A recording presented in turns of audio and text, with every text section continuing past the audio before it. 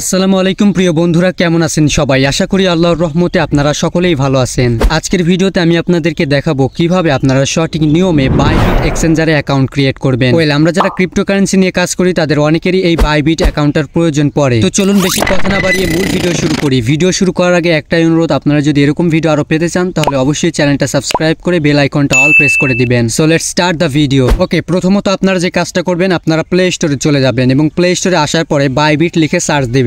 Bybit লিখে search দেওয়ার পরে আপনারা বাইবিটের অ্যাপটা পেয়ে যাবেন। যেমনটা দেখতে পাচ্ছেন, এই অ্যাপটা আপনারা ইনস্টল করে নেবেন। আমি কিন্তু অলরেডি ইনস্টল করে রেখেছি, আপনারা ইনস্টল করে নেবেন এবং ইনস্টল করা হয়ে গেলে অ্যাপটা ওপেন করবেন। অ্যাপটা ওপেন করার পরে আপনাদের সামনে ঠিক এরকম একটা ইন্টারফেস আসবে। এখানে প্রথমত আপনাদের থেকে পারমিশন চাইবে, আপনারা পারমিশনটা অ্যালাউ করে দিবেন। তো পারমিশন অ্যালাউ করে দেওয়ার পরে এরকম একটা ইন্টারফেস আসবে। এখানে আপনারা যে কাজটা করবেন, একেবারে উপরে দেখতে পাবেন স্কিপ অপশন রয়েছে, এখানে ক্লিক করে দিবেন। স্কিপে ক্লিক করে দেওয়ার পরে আপনাদের সামনে বাইবিটের হোম পেজটা শো করবে। সো এখন যে কাজটা করবেন সেটি হচ্ছে, এখানে বাম দিকে উপরে দেখতে পাবেন প্রোফাইল আইকন আছে, এখানে ক্লিক করে দিবেন। প্রোফাইল আইকনে ক্লিক করে দেওয়ার পরে আপনারা এখানে দেখতে পাবেন দুটো অপশন রয়েছে উপরে, যেমন দেখতে পাচ্ছেন, একটা হচ্ছে লগ ইন এবং অন্যটা হচ্ছে সাইন আপ। তো আমাদের যেহেতু অ্যাকাউন্ট ক্রিয়েট করতে হবে, সো এখানে সাইন আপ অপশনটাই আপনারা ক্লিক করে দিবেন।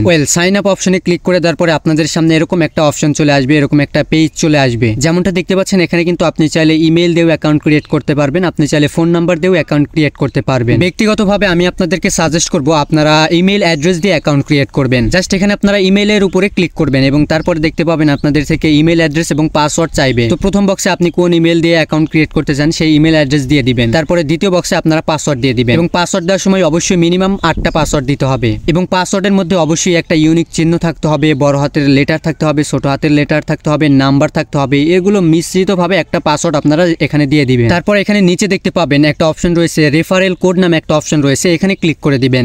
এখানে ক্লিক করে দেওয়ার পর দেখতে পাবেন একটা বক্স চলে আসবে। সো এখানে যে কাজটা করবেন, আপনারা এখানে একটা রেফারেল কোড দিয়ে দিবেন। আমি আমার রেফারেল কোডটা এই ভিডিও ডেসক্রিপশন বক্সে দিয়ে দেবো, সেখান থেকে আপনারা কালেক্ট করে এই বক্সের মধ্যে দিয়ে দিবেন। রেফারেল কোড দেওয়া হয়ে গেলে নিচে দেখতে পাবেন একটা খালি বক্স থাকবে, এই বক্সটা অটোমেটিক টিকমার্ক দেওয়া থাকবে। যদি টিকমার্ক দেওয়া না থাকে তাহলে টিকমার্ক করে দিবেন। সবকিছু ঠিক থাকলে এখানে আপনারা নিচে দেখতে পাবেন সাইন আপ অপশন রয়েছে, সাইন আপে ক্লিক করে দিবেন।